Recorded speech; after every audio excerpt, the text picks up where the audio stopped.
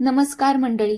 लग्नानंतर होईलच प्रेम या मालिकेच्या पुढील भागात आपण आज पाहणार आहोत की काव्या पार्थवर खूप चिडलेली असते, कारण पार्थने ज्वेलरीची डिझाईन जी ड्रॉ केलेली असते ना, त्यात लाल रंग म्हणून पार्थचं रक्तच असतं. काव्या म्हणते, काय केलं हे तुम्ही देशमुख? जोपर्यंत मी ते विसरून जात नाही ना, तोपर्यंत तरी मी हे दार उघडणार नाहीये आणि तुमच्याशी बोलणार सुद्धा नाहीये. खड्ड्यात गेला तो व्हॅलेंटाईन्स डे. एवढं बोलून काव्या रूमचं दार बंद करते. तिकडं कॅफेमध्ये धनंजय अचानक येतो आणि नंदिनीला आणि जीवाला सोबत पाहून तो खूप चिडतो. आता तो नंदिनीचा हात पकडून तिला घरी ओढून नेत असतो.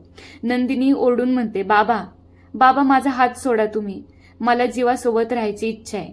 ते ऐकून धनंजय रागात म्हणतो, मी तुझा हात चुकीच्या हातात जाऊ देणार नाही. त्यानंतर नंदिनीचं काही न ऐकून घेता जबरदस्तीने धनंजय तिला ओढून घरी घेऊन जातो.